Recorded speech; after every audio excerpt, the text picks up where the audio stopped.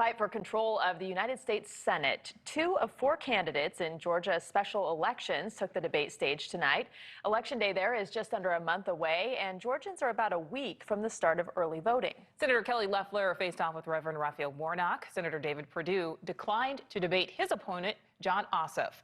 These special elections will determine the balance of power in the Senate. Democrats currently holding 48 seats, while the GOP has 50, just one short of the majority. NewsNation's national political correspondent Dean Reynolds is live in the newsroom to break down tonight's debate. Dean. Rutabaga, ordinarily Senate runoff elections would not be national news, but because, as you say, control of the entire U.S. Senate may hinge on the outcome of both races to be held on January 5th in Georgia, the stakes for tonight's encounter between the Democratic challenger Raphael Warnock and Republican Senator Kelly Loeffler were unusually high. The president campaigned for both Loeffler and Republican Senator David Perdue yesterday, and President-elect Biden says he will do the same for the Democrats. There were supposed to be 2 debates tonight, but Senator Perdue declined an invitation to debate his challenger, Jon Ossoff. So tonight it was Loeffler versus Warnock, and immediately the issue of President Trump came up. Senator Loeffler was asked repeatedly whether the election in her state was rigged. The president has every right to every legal recourse, and that's what's taking place. But I've called for investigations, and now there's 250 investigations open here in Georgia. But the president was also clear that Georgians need to come out and vote for David Perdue and myself because of what's at stake in this election. Senator, did you believe the election was rigged? Look, Greg, it's very clear that there were issues in this election. There are 250 investigations open, including an investigation into one of my opponent's organizations, for voter fraud. And we have to make sure that Georgians trust this process because of what's at stake in this election.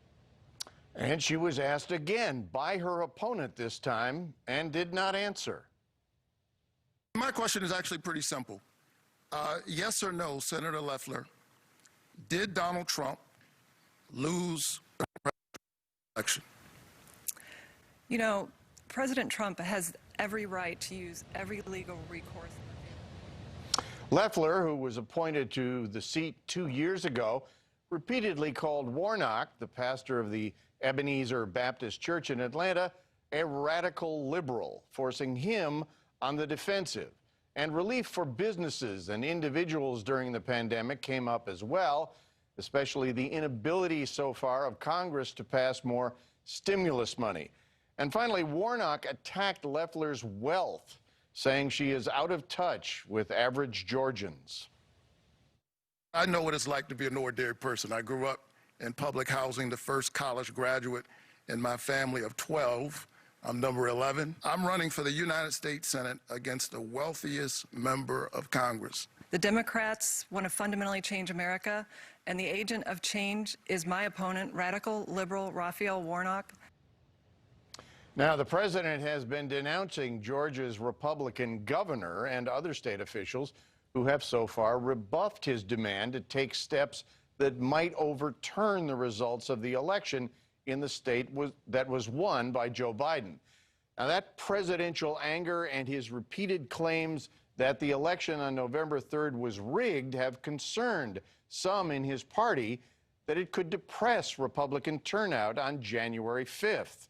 And a lower turnout among Republicans could be just what the Democrats need to win.